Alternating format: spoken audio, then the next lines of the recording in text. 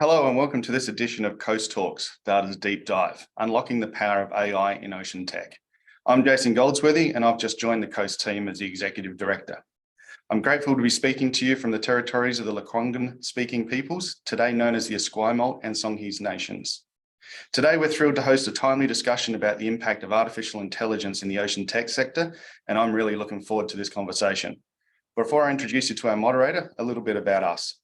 COAST stands for the Centre for Ocean Applied Sustainable Technologies, and we are Pacific Canada's innovation hub for the sustainable blue economy.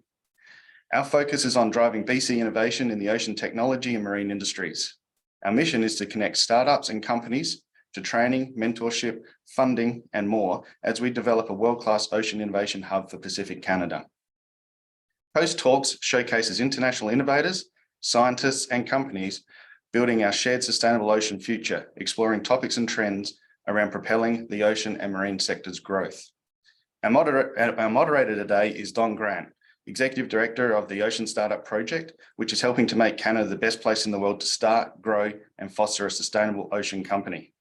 Don has a passion for developing and sourcing innovative solutions to mitigate the effects of climate change, and as a practicing lawyer is a strong advocate for the ocean and environment more generally.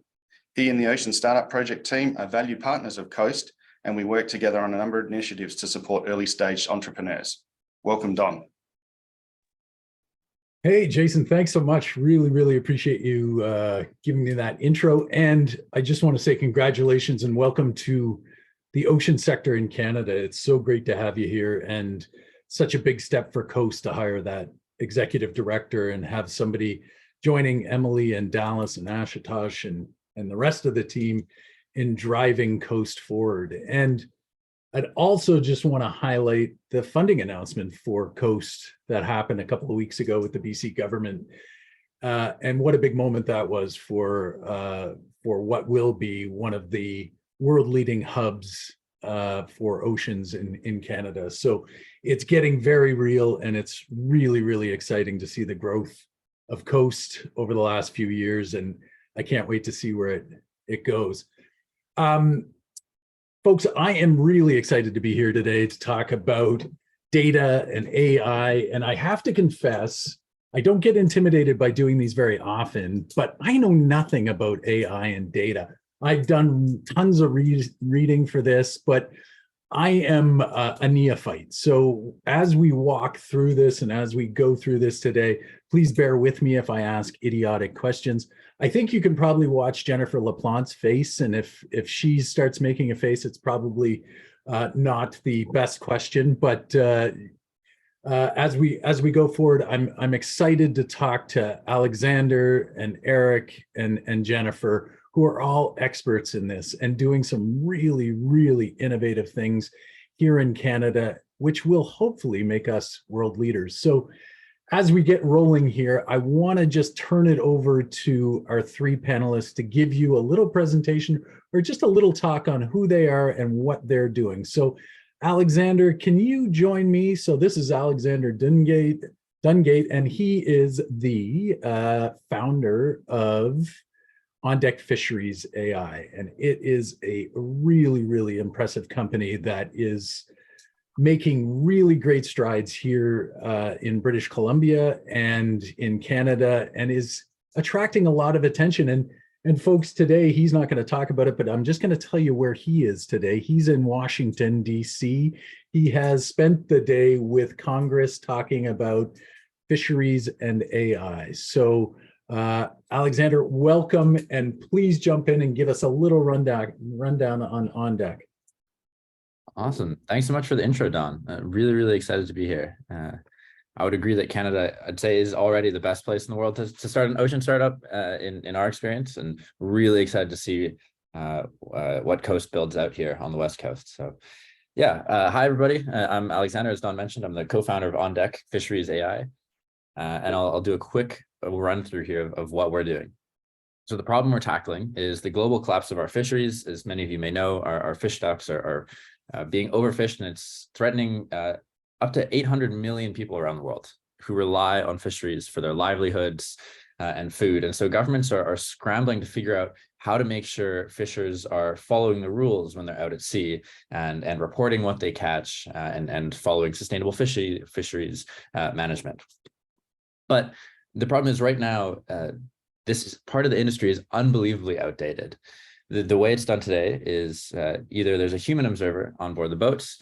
In BC, this used to be the prevalent way of doing this. Some of you may know someone who was an observer during university. It's a popular job. Brutal, very dangerous, and super expensive, and it can't really be scaled up across the globe here. And so adopting more and more technology, the way it's done more today is electronic monitoring. So cameras like the ones you see here are installed on the boat somewhere high up, looking down on the vessel, and they film for the whole fishing trip. And so the fishing boat will come back to shore with 1,000 hours of video, and some poor soul sits down at a computer like this guy and manually watches hundreds or thousands of hours of video to manually count all of the fish, going 1 fish, 2 fish, 3 fish, bluefish, which is insane. And so this is unbelievably expensive, slow, and it can't be scaled up to monitor fishing around the world. So our solution is to automate this video review with artificial intelligence. Our software can automatically detect fish and human activity day or night, importantly, using the cameras that are already in place for the human video review. This makes it lightning fast, drastically more affordable, meaning it can be scaled up nearly with the click of a button. It's a little harder than that, but it can be scaled up across entire fisheries. And so a little bit about the kind of the why and the impact of what we're doing. Our goal is to make fisheries monitoring affordable and accessible, because right now only the richest countries in the world, like Canada, the US, Australia, New Zealand, and some of Europe, can really afford to do this because it relies heavily on manual labor. And so by bringing down the costs and making it more accessible, we can scale monitoring up around the world to subsistence fisheries subsistence fishing communities across Africa, Southeast Asia, where there's millions of people who rely on access to sustainable seafood for their main source of food. And so through this, we hope to empower communities to sustainably manage their own fisheries with this technology. And all of this together directly puts all of our weight behind the UN Sustainable Development Goal number 14, which is trying to address overfishing, illegal, unreported, and unregulated fisheries. And the last thing I want to talk about here, and I'm happy to dive into questions about any of this afterwards, is some of the amazing support we've received a lot from the Canadian ecosystem. Because the saying, it takes a village to raise a child, it takes a village to raise a startup as well. It takes funding, mentorship, and a network as well. And so the Canada's Ocean Startup Project, Deep Sense, the Ocean Idea Challenge, and a bunch of different incubators and universities across Canada have really been how we're able to get so far in just 1 year. Happy to dive more into that afterwards. And feel free to take a screenshot and get in contact with us afterwards. Alexander, I love that. And I love what you're doing. You're solving a really big problem and creating efficiencies and probably even making the environment a lot safer as you go. So folks, this is one of my favorite companies, startup companies in this country. I get the privilege of seeing a lot of startups across this country. We've reviewed about 1,500 pitch decks. OnDeck is right up there at the top of the companies that we have seen and supported. And so keep an eye on them. If you're an investor, get in touch with these folks. This is a really, really great company. So I'm going to go, Alexander, can you stop sharing your screen if you are sharing? I'm going to go from one great entrepreneur to another, and I'm going to welcome in Eric Enno Tamm, who is the CEO and founder of This Fish, another amazing company that is doing some really, really impressive things in this ecosystem. But what I learned about Eric a couple of minutes ago is Eric is not only just a founder and CEO, he's a journalist, he's an author. It's a really, really impressive background. And I think that diversity in skills is what it takes to really be a great founder, because it's not an easy game. So Eric, I'm turning it over to you to tell us a little bit about This Fish. Great. Yeah, thanks, Don. It's great to be here. I guess the other thing that's a bit lower on my resume, when I was a bit younger, I grew up in Ucluelet on the west coast of Vancouver Island. So my dad was a commercial fisherman, my grandfather, great-grandfather. So I come from a long line of commercial fishermen. So that's sort of what got me into the tech and the seafood space. So our company, This Fish Inc. So our mission is really to help drive profitability and sustainability in the seafood industry, basically with better data, digital, real time, and actionable. And we do this really by helping to digitize seafood processors and supply chains. And we're really trying to solve some critical business challenges for them, particularly around labor costs, around the cost of managing and collecting data. And Alexander talked about that on board fishing vessels as well, the cost of collecting and monitoring all the data. Second is through real-time data, we can help improve process control and better control material costs. The cost of the seafood in a grocery store, 70 to 80% of it is actually the cost of the fish itself. It's not labor or the factory, it's actually the seafood. As we all know, it's pretty expensive. And the third one that we're helping with is around compliance. So improving the traceability for food safety, and also to improve chain of custody to ensure claims around eco-sustainability or being socially responsible are true. So the software that we've developed is called Tally, and it's basically we can help automate and digitize data collection with seafood processors, typically using tablet computers and IoT devices. What we've really kind of developed is a smart manufacturing platform for the seafood industry that's made up of many different types of technologies, from IoT hardware, artificial intelligence, computer vision. We're just now integrating a new cutting-edge IoT temperature sensor. We have an advanced analytics platform as well as part of our overall software package. And so the way the software works is basically we automate the data collection through integrations or replacing paper with tablet computers on the factory floor. Once the data is in the software, the factory can monitor it in real time and strengthening their process and inventory control. They can generate reports and analyze the data for compliance and to help reduce data errors. And then, of course, traceability underpins it all, and it also helps companies to trace their product, building consumer loyalty and trust. You can imagine that as we collect and digitize all this data over a number of years, the data sets with some of these seafood producers can get quite large. So what we've developed is what we call our AI digital helper called TallyBot, and it's basically a helper that we can integrate throughout the software, and we can program with different types of algorithms to automate many tasks, verifying data, checking what workers are doing, and also predictive analytics. And we've embedded the TallyBot throughout the software. So TallyBot sort of pops up throughout the software and can provide messages, run calculations, and this sort of thing. I kind of jokingly call TallyBot like the R2-D2 of seafood processing. It's the little digital helper that basically can help workers to control processes and do lots of automated calculations. Recently, actually just about a month ago, we also launched a new product called Tally Vision. It's basically our integration of computer vision technology, similar to what Alexander was talking about, but for seafood processors. So, typically this is how, quality control in a seafood factory happens. Somebody is standing there with paper and pen, and they're basically manually selecting a random sample of fish and doing quality inspection.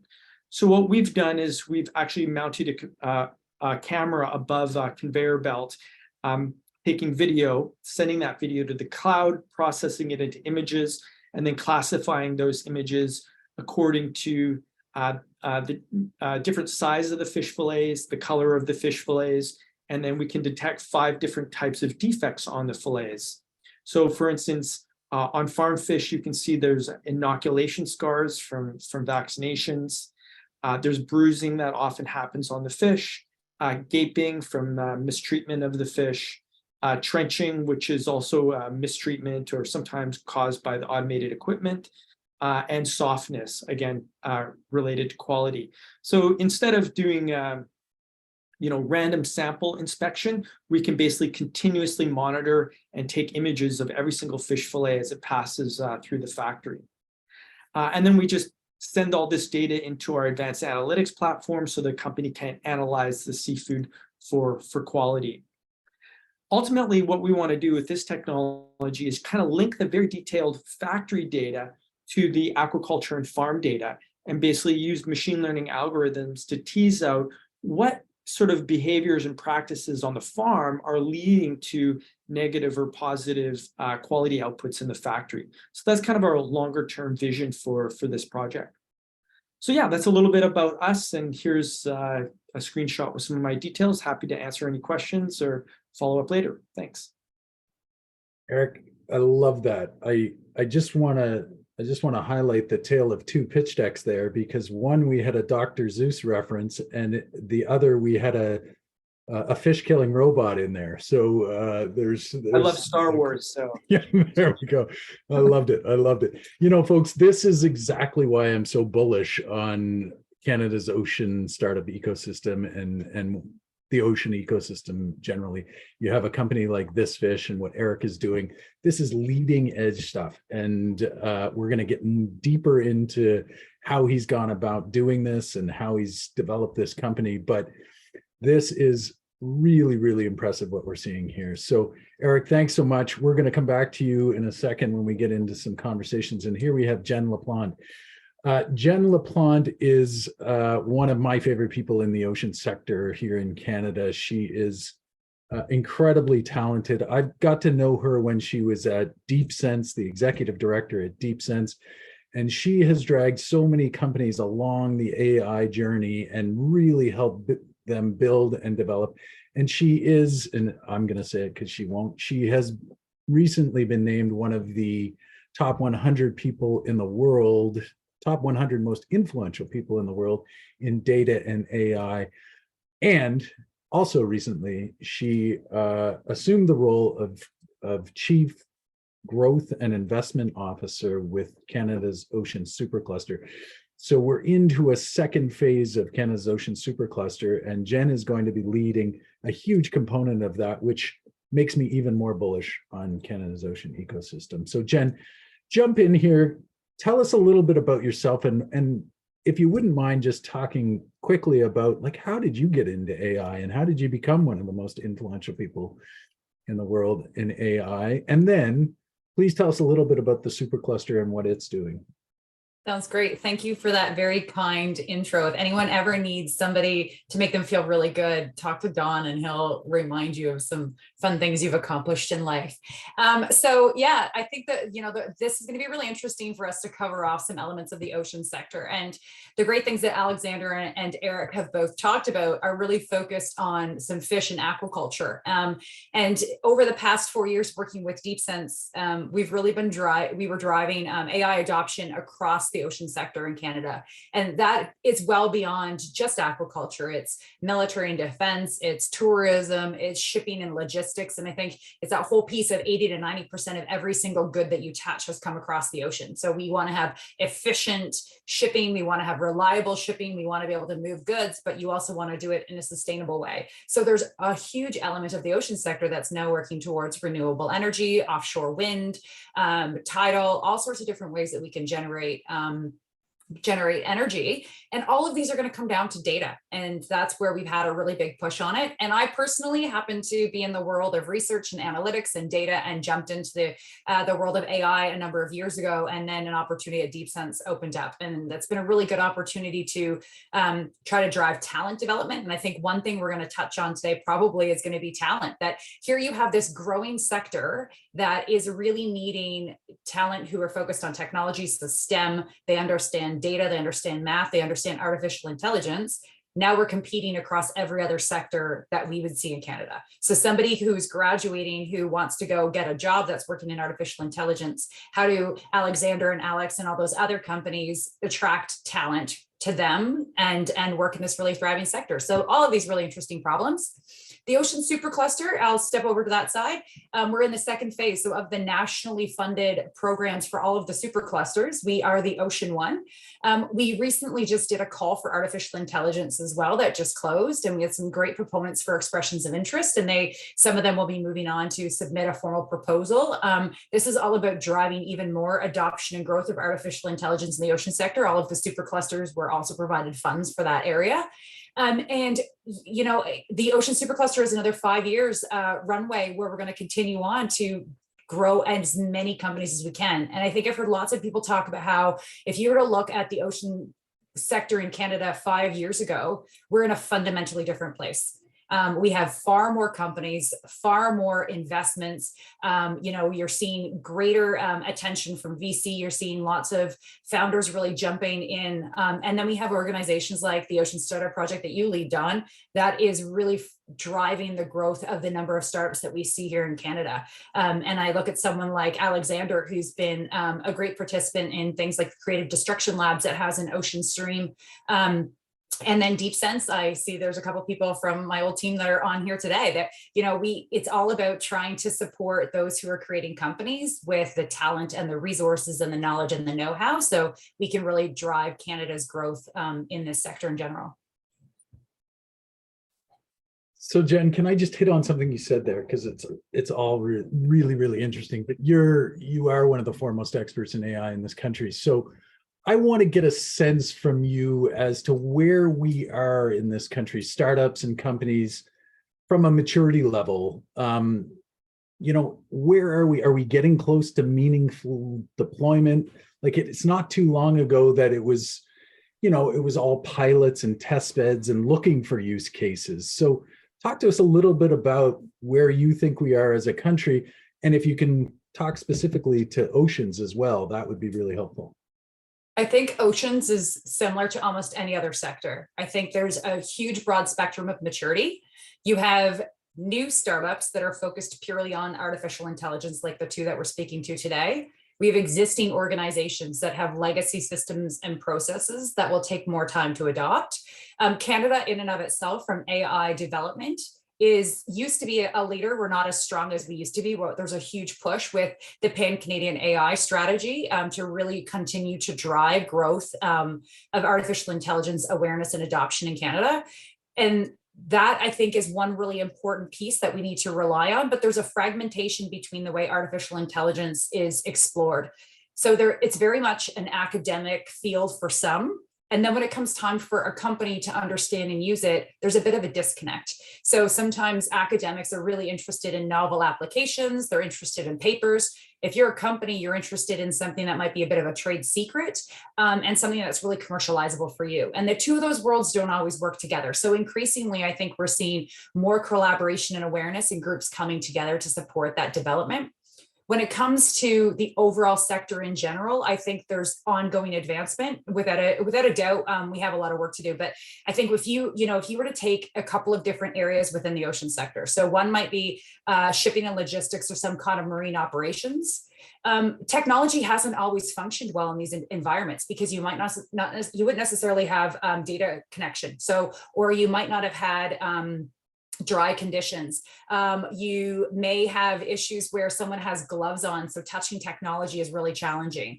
If you're on a vessel, for example, in the middle of the ocean, you don't have a data connection. It's really hard for you to carry around a phone. You don't want to drop the phone in the water. It can get wet. So because of all of these reasons, environments haven't always been great for having technology. On the flip side, we're increasingly seeing greater capabilities of technology. You have larger storage capacities, longer battery life. So if you're looking at something like offshore wind, we want to go and create an environment where we have a bunch of offshore wind. We're now at the point where we're going to be able to deploy drones to check on that for operations and maintenance. You won't have to send someone out in a vessel by themselves in a windy day in a dangerous job to make sure those wind turbines are working well. You could use drone capabilities. We have remote sensing equipment that can help us better understand the ocean sector. So I think increasingly the maturity is growing as companies develop. Legacy existing companies are continuing to adopt, and I think there's programs around helping them innovate too.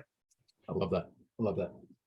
Such a thoughtful answer there, Jen. Really appreciate it. I want to get Eric and Alexander back in here because I want to talk about that commercial application. I want to talk about not just the research component and the esoteric component of this. I want to talk about the real world application. So Eric and Alexander, and Eric, I'm going to start with you because you are the senior company here. You've been around a little bit longer than OnDeck, but people often look at AI as an easy solution. We can make AI for that. Can you talk about the AI genesis for your companies and how did you actually evolve to where you are now? Because I said earlier, my impression is that so much of AI development to date has been this pilot purgatory you get into where it's testing and trying. So I want to know how you thought about AI at the beginning and what evolution has come forward for you as you've developed this and commercialized it. So Eric, I'm going to start with you on that.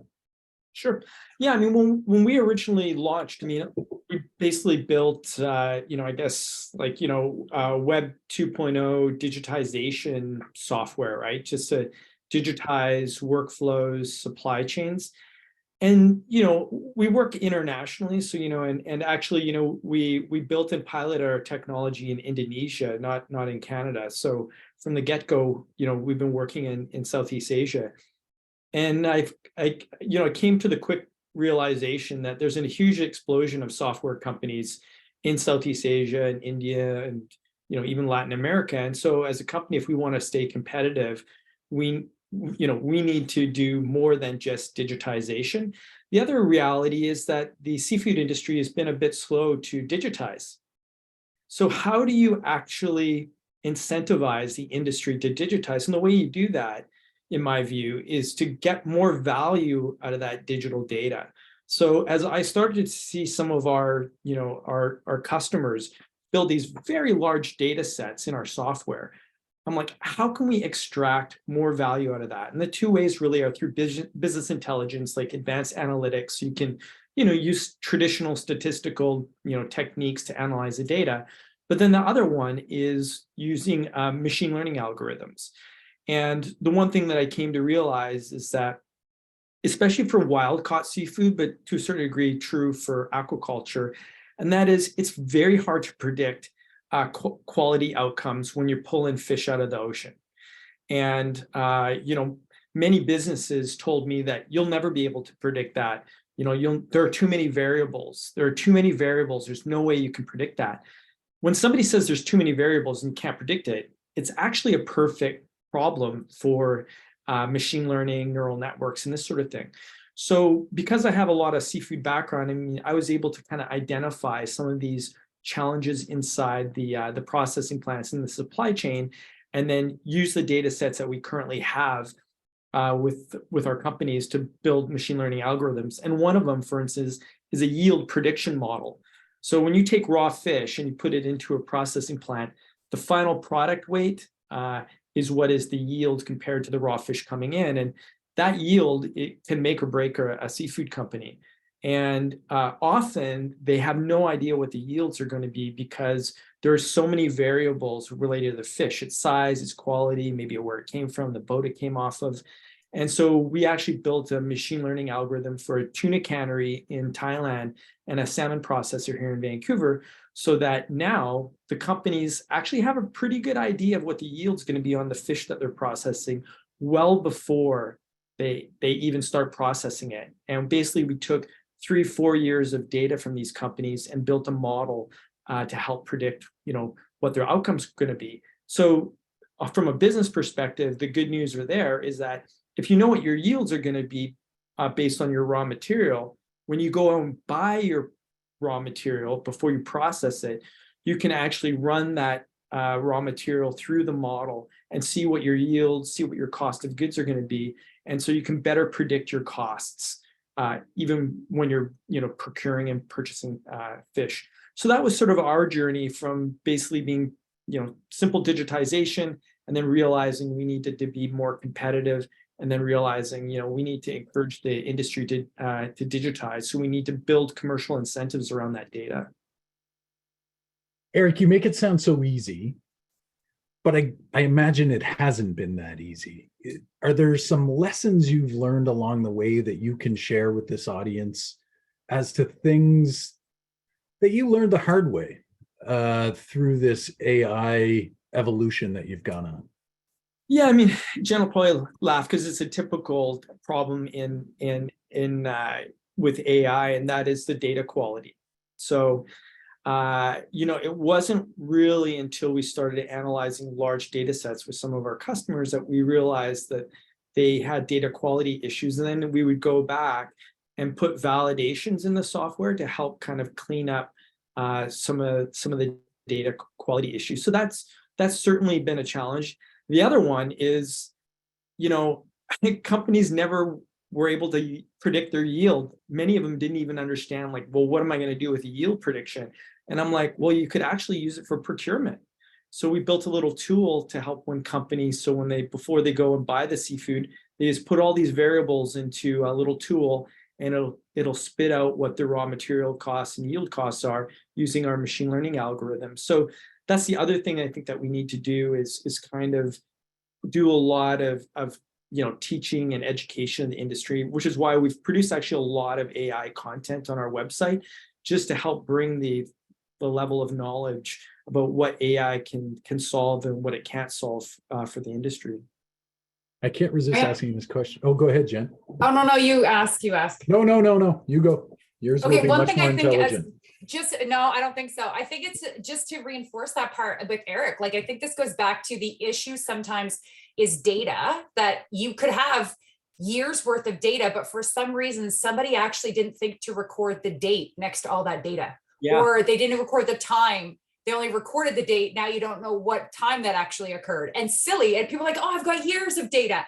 And then you go look at it and you're like, yeah, you do, but it's actually kind of useless. I can't predict anything because I don't know if it was in the winter or the summer. And it's kind of like if I wanted to forecast sales for a restaurant, I kind of need to know if it was a Monday or a Saturday. And if you didn't tell me that, then it makes me really hard for me to forecast, what your sales could be. But then I think the other piece on top of that too is the use case. Often, and I've always done it where there's like a disconnect between the two. You have the people who know data and know what you have. And then you have the people who know the strategy problems of a company or organization or entity. And there's a disconnect between them because you'll have people who say, I've got data, but I don't know what I can do with it. Or people who say, I have a problem. And to Eric's point about, the procurement piece, somebody was sitting there saying, I can make this prediction, probably weren't the people who were thinking about the procurement element of it. And so it's trying to find the opportunity. And I think regardless of what sector you're in, this is the issue with trying to understand and use artificial intelligence in any sector. It's what are the use cases you can possibly use this for, or how can you take advantage of some of the data you currently have and how that can help you make predictions for your operations, your sales, whatever. Yeah, and the comment I'll make is, the technology is sort of tried and true. Like, when we put this computer vision into the fish factory, basically, in 2015, computers could recognize images better than humans. And if you can see something with the human eye, then computer vision can pick it up. So, we are improving. I mean, right now, our automated inspection television, I would say, is a good quality controller. In 6 months, it's going to be great, because we're constantly updating and improving the algorithm. So, to a certain degree, I'm not sure there's a need to pilot AI that much anymore, because it is tried and true technology. If you have good data and if you have good data and, a use case, the chances are you'll be able to come up with a solution. I like that. I'm going to get Alexander in here just to answer that same question. But before I do, I just want to ask you one quick question on that yield prediction. You mentioned that it's beneficial for procurement. Are we getting close to a place where, it might be beneficial for financing as well, where banks will actually, or financiers will accept this yield prediction and this analysis that you folks are doing? I would say basic digitization, having digital data. I mean, there are some use cases in Southeast Asia where artisanal fishermen are recording their catches digitally, and then that is being used as sort of a historical record of their revenue that they can then use leverage for bank loans. So yeah, there are a lot of cases of digitization being used to help finance. And the banking sector has also been using AI to do loan assessments. So if you know what a fisherman's catch is, and there are a bunch of other details, a bank could probably use AI to determine what the risk is of lending money to a particular fisherman. Yeah, love that. Alexander, I want you to come in and answer that same question. I know we've gotten, it was many minutes ago. So just, I'm interested in OnDeck Fisheries journey and evolution through this AI process, and telling us where you started, where you are now, and some of the lessons you've learned along the way. Yeah, happy to. I said the biggest lesson we've learned is that the challenge with deploying AI and getting it out in the world is much more a business challenge than a technical challenge. I think the technology to recognize a fish in an image has been around for 10 years, but deploying that, commercializing that, making it make business sense for the partners, companies, and governments that'll actually be running this out in the ocean, that's the hard part. That's the missing piece of the puzzle. Yeah, I'd love to talk with Eric more afterwards about how he's navigated that. And this is where in the Canadian ecosystem, there's terrific partners available to help us work through this. Jen mentioned the Creative Destruction Lab and the unbelievable mentorship that can come through that, as well as the Ocean Startup Project does some mentorship as well.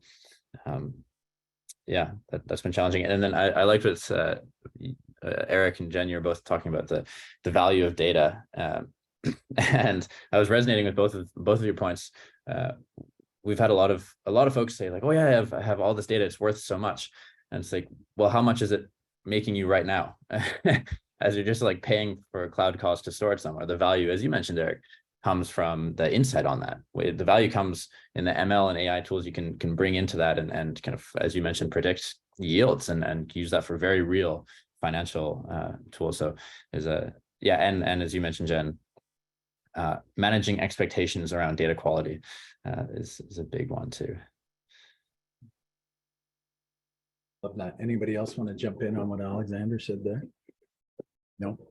So Jen, I'm going to come back to you, and folks, I want all of you to jump in on this, but in my hurried studies on AI, what I learned was that, a lot of early adopters in AI, some of those really aggressive first movers, have ended up stuck with, too many models to own and manage, and don't necessarily have the key foundational elements ingrained in their companies. So Jen, how do we ensure, I'm sure there's people on this call thinking about getting into AI and building it into their companies.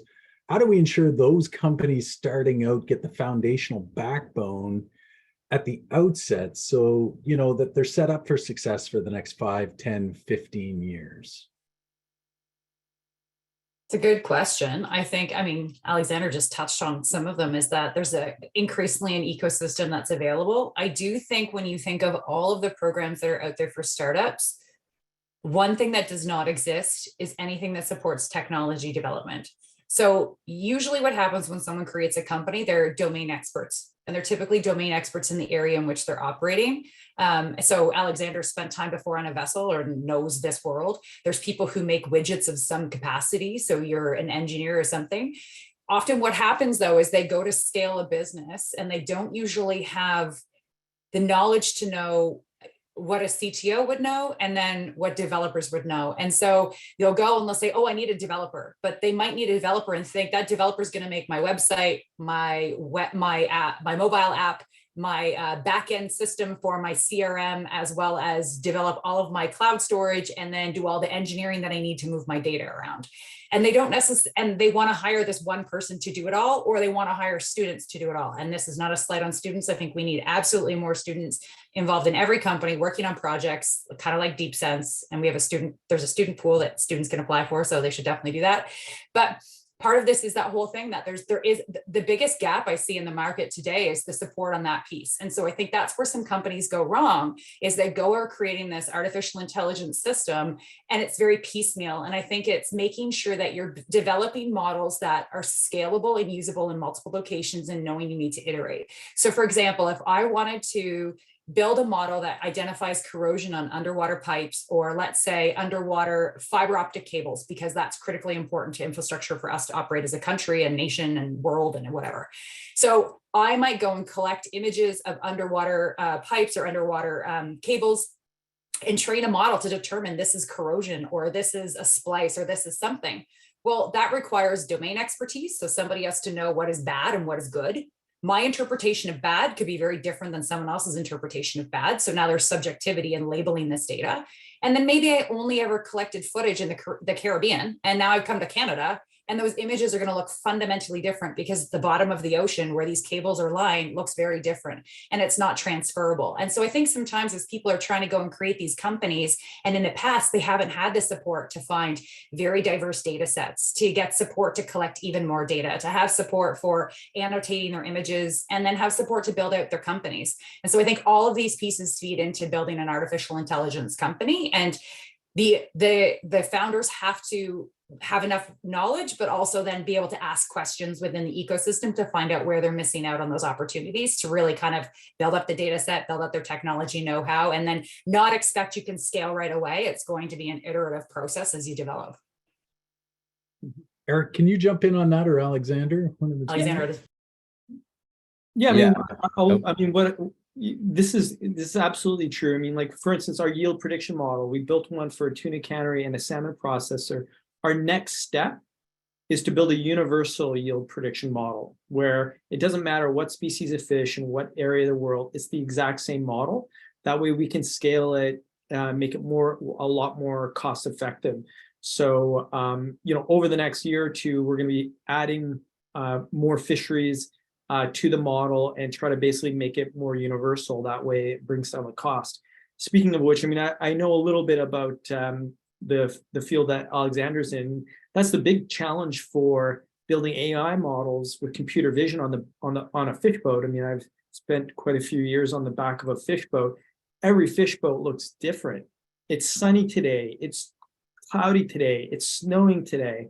You can build a really great computer vision model for a specific fish boat, but then you take that model onto a different fish boat. It's a different layout. There's different colors. The fishermen are wearing different gear, and then the model doesn't perform as well. And the big challenge, I think, for Alexander is building that universal model so that it's really easy and cost effective to deploy. So hand it over to Alexander to solve that problem. Yeah, there we go. I Yeah, love that. yeah, perfect. Yeah, you nailed it there, Eric. The generalizability is the key term there, and that's something we've worked very hard on and have overcome for our first models, which is really exciting. But you're totally right. That is one of the big kind of hurdles to overcome to scale this. Is you got changing back, like everything you wouldn't want, as Jen talked about, data quality, everything you wouldn't really ideally have in a machine learning set. I really like what Jen was talking about kind of when kind of legacy companies that are well established are looking to incorporate AI, and often just kind of hire someone out of school to do it.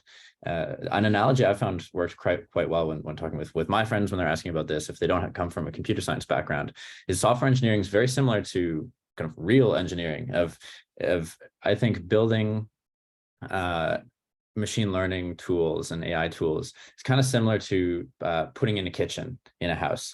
But anyone can kind of like pick up an IKEA set and kind of learn in a day, build a model, and that's great.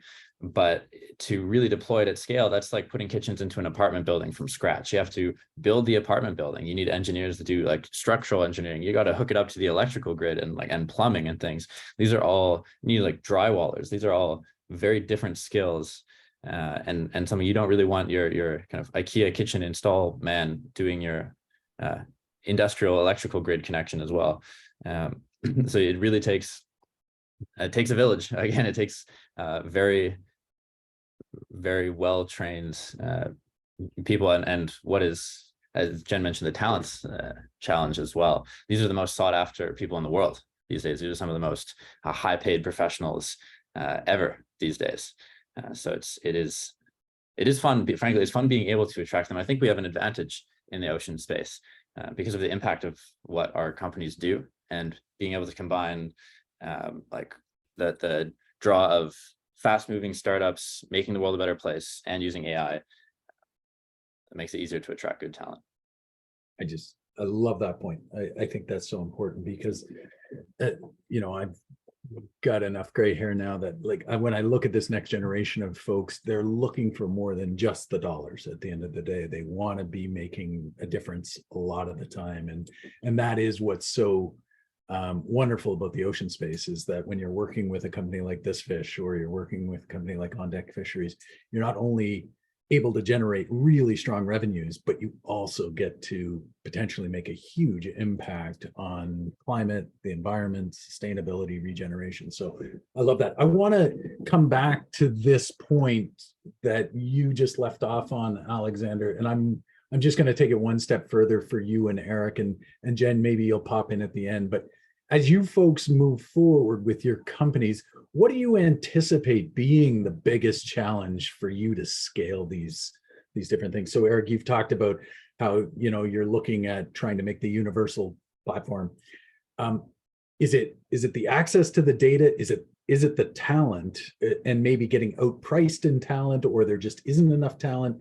Is it the deployment? Is it market demand and sales? So Alexander, you're on my screen right now, so I'm going to start with you, just so that Eric can't steal all your good stuff, and then you're left with nothing. So, yeah, great. I'd say it's as I mentioned earlier, the business challenge of it. The technical part is possible, really, really hard. Still need to highlight that part, but doable. It kind of given a few years and talent, and frankly, even I think the funding is here as well for ocean AI companies. There's a lot of funding flying around. I think the political will is here as well. I'm as you mentioned, Don, I'm in Washington, D.C. right now, talking with Congress and Senate. It's amazing the political will that's behind making drastic changes to improve fisheries conservation and traceability. And so I think all what I find really interesting about this industry is everybody's pushing in the same direction, and everybody's agrees on the direction this needs to go. For my my niche here of fisheries monitoring, from the fishers to the monitoring companies, the monitoring agencies, the policy folks, NGOs, billionaire philanthropists, everybody's pushing in the same direction. And so the key is figuring out how to make these puzzle pieces fall into place, which is very challenging when it comes to, I think that the rate limiting step here is making it make sense making it make dollar sense for companies. I think that adopting it into the workflows of the real folks with boots on the ground, or butts in seats watching videos in this case, making it make sense for them. I love that. Eric, same question for you. What do you foresee being sort of some of the challenges as you're scaling this business and continue to scale it? Yeah, I mean, one of the challenges that we have is, when it is around talent. I mean, and it's going to be true for OnDeck as well, and that is we have to be global companies. I mean, there is a significant seafood sector in Canada, but the vast majority of the industry is outside Canada. So we need to be international companies almost from the get-go. One of the challenges for me is when we hire, it's like, I do need people with some seafood background to understand the culture, the processes, the industry. But then I also need people who install software or who are support engineers and this sort of thing. Finding somebody with software and seafood, they're just I call them a unicorn. Like they almost don't exist. So, often what I have to do is hire, most of our staff, well, almost all the staff except for me have an engineering background. I'm the only one in the company with a seafood background. And it's really challenging to hire people with kind of both sort of skill set. But as we grow, we'll probably have to start to hire on more people with the understanding of the seafood industry, more domain expertise to help kind of train our engineering staff about the industry. Yeah, interesting. Before Jen, you jump in here, I just want to remind people that you can put questions in the chat, and we'd love to get those answered. There's one in there or in the Q&A section. So please, if you have a question, throw it in there and I'll try and get to it. Jen, do you have anything you want to build on there? Or are you good? I'm good. I do think everybody's been very positive, and we are talking a lot about seafood. which is great, and aquaculture, which is great. I think it's sustainability and protein is important too. But I think the other thing to touch on is we're talking about two specific companies which are wonderful companies, but there are so many other opportunities in the ocean sector as well. And I think all of the opportunities and challenges that both of the other speakers are talking about are the same regardless of when you move into other verticals within the ocean sector. And so I think it's taking that same thing, like to Eric's point of trying to find someone who has talent and awareness of seafood processing or ocean, and then move them. It's the same thing if you're working in shipping. It's the same thing if you're working in climate change and sustainability. You're trying to understand coastal impacts to communities. You want to know what happens when we have massive storm surges and the 100-year storms that continue to now happen every couple of years and are going to decimate coastal communities and homes and livelihoods. And it's the people who are trying to make predictions to save people, who are trying to understand how communities won't be impacted, what kind of renewable energies can we have. And all of these are all things that are related to ocean, are all related to having data, having skill sets. And so the only other flag too is as demand grows within the ocean sector, there's going to be an increasing demand for that talent. And so it's not just making people feel good and knowing they feel good about the job they have. There's going to actually be even more jobs available. So they're going to be able to pick which ones they want to go work at. So I do think one of the other takeaways for all of us to think about too is how do we encourage young people? How do we encourage anyone who's new to Canada to come and learn about this sector so that they can be part of that growth and sustainability so we can grow even more companies and continue to drive the ocean sector in Canada too. Love that. Love that. Eric, I'm going to you, and then I'm going to get into the chat here, but how much of your business has been about having to educate people, educate your employees, educate investors, and educate funders, governments? You're on the cutting edge of this and one of the earliest adopters of AI. So talk to us a little bit about that. Yeah, I mean, I think, Alexander said that, there's lots of money floating around. And I agree. In Canada, we've been pretty lucky with the Ocean Supercluster. I mean, we've received some grants to help pioneer our AI. But, our company went through Techstars in the last couple of years. I've probably had face-to-face or virtual meetings with maybe 100, 120 investors, many of them from the food sector. And they don't understand the ocean. They don't understand, seafood. I mean, the terrestrial land-based agriculture is so much different than what happens out in the ocean. And amongst the, the food tech investors, a lot of them have certain discomfort, I would say, with the ocean, just because, it's a realm that they don't really know that much about. I would say the oceans are also much more unpredictable. There's higher risks for any kind of business doing business out on the ocean, particularly if you're a hardware company. So that's definitely been, very, very challenging. And then, as I said, we're trying to do a lot to help educate industry itself on what is AI, what's the applications, how it can be used. And then on the engineering side, it's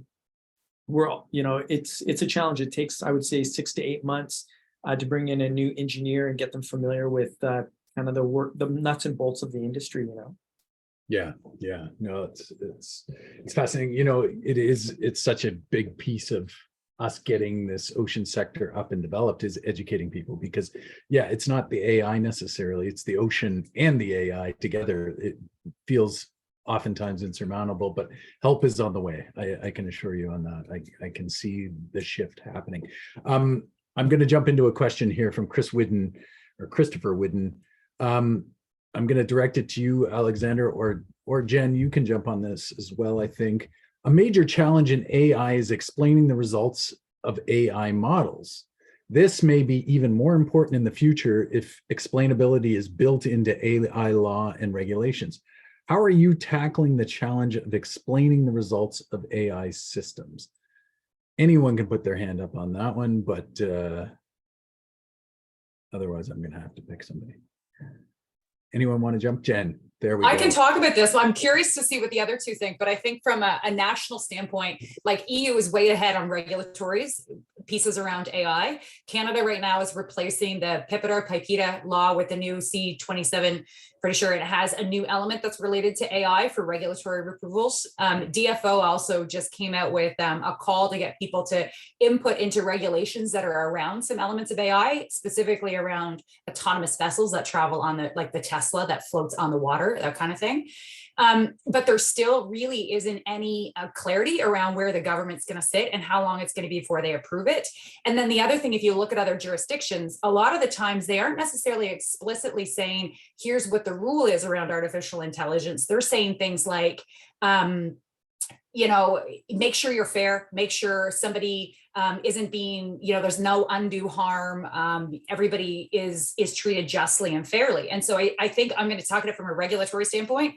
I think one of those real things for us to think about is maybe it's okay that it's not explainable, but it comes down to the application. And so computer vision as a concept is whether I'm unlocking a phone or finding a fish on a vessel, it's a very similar concept as Alexander's talked about. It's the same kind of idea. It's using the same math and the same calculations, but its application is very different. If you're using facial recognition for me to decide whether or not I committed a crime on the street because a video camera happened to see me, is very different than I'm identifying fish on a vessel. And so I think we have to be really careful about how we interpret artificial intelligence and regulations, because what is there actually undue harm that's coming into play? Like if Alexander can't necessarily explain his AI model when he's counting fish, is that okay? And so maybe it's okay in his situation, but not if the police are using it for facial recognition to determine if I committed a crime.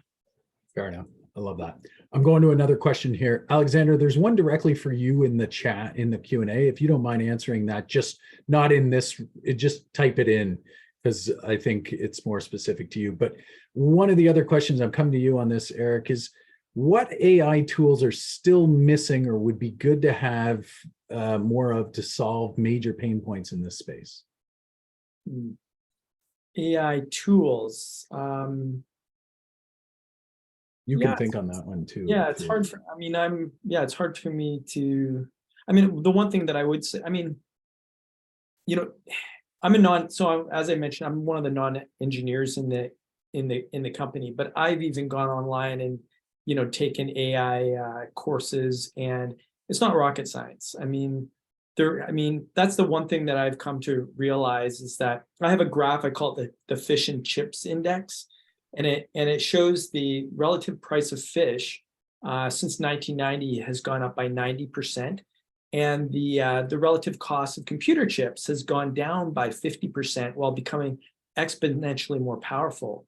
And I think that that's the thing that's quite remarkable, is it is becoming very accessible for some kid in Indonesia or rural India to go online, if they can speak English, and take some AI courses and actually learn the trades. It's not rocket science, Yeah. So it's becoming more and more accessible. You don't need to go to Yale or Harvard, Okay, I've grossly mismanaged the time here, so I got to get us out of here. I got to turn this back over to Jason Goldsworthy. I asked Jen if she would mind answering Mark's question in typing in the chat. That would be amazing. If Alexander can handle the other one, then I haven't done as bad a job as could have been. So Jason, I'm coming to you to close this out, but Jen, Eric, Alexander, I just love this conversation. I could keep it going because I'm learning so much along the way, but you folks are really, truly pioneers and leaders in this space. And I just can't wait to see what happens 5 to 10 years from now and where Canada is placed from both an ocean perspective, but an AI perspective as well. So thank you so much for doing this and taking the time. And I can't wait to watch these companies of yours grow and develop. So Jason, back to you. Thanks, Don. What a fantastic discussion. And that concludes today's Coast Talk. Thank you for all the attendees for taking the time to join in the discussion. We hope you enjoyed it. I really want to thank Don Grant as our moderator and our panelists, Alexander Dungate from OnDeck Fisheries, Eric Enno Tamm from This Fish, and Jen LaPlante from Canada's Ocean Supercluster. Really appreciate your time, echo Don's sentiments there, that gave up your time to present this, and it's fantastic. Thank you very much. This session's been recorded. We'll be uploading it to our website, so you'll be able to access it from there. We also encourage you to sign up for the Coast newsletter, which you can get to at our website at canadacoast.ca. Thank you, and we hope to see you next time. Great, thank you.